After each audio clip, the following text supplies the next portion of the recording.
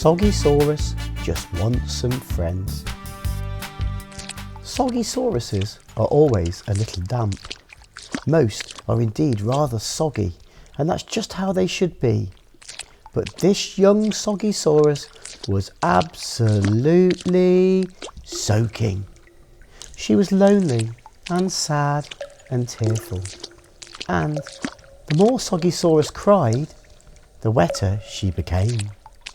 She desperately wanted to have friends to play with, but when she asked to join in their games, the others were not very friendly at all. Woolly rumbled quite sternly, "No, you can't play with us. You leave puddles everywhere, and when we let you play with us before, you ruined all the games. You spoiled all our fun, so we don't like you," Little Plum piped up. "Just go away," snapped Red Rex with a huff.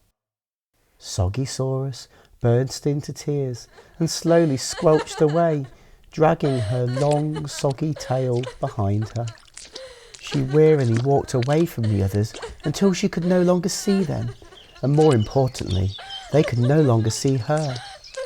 Of course, the more Soggysaurus cried, the heavier she became.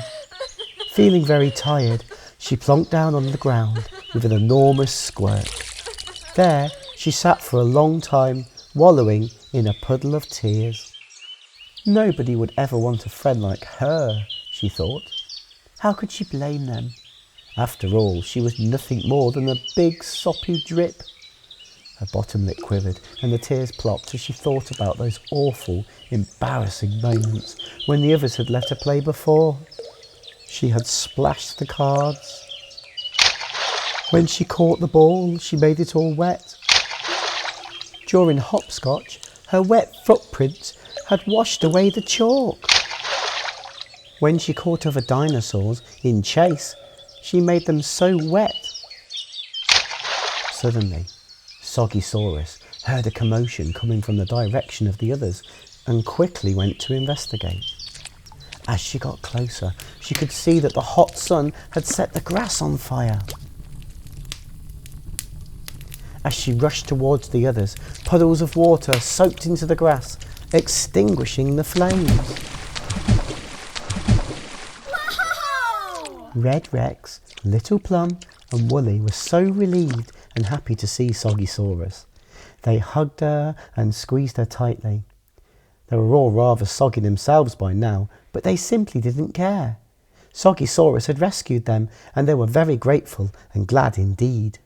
The others found that playing with water on hot sunny days was great fun, but Soggysaurus was so happy she started to dry up. They could never be mean to Soggy ever again, so what could they do? They put their heads together and they hatched a very clever plan. And it worked. They played really silly tricks on Soggysaurus and pulled really silly faces, and they told her really silly jokes until she cried tears of joy and laughter.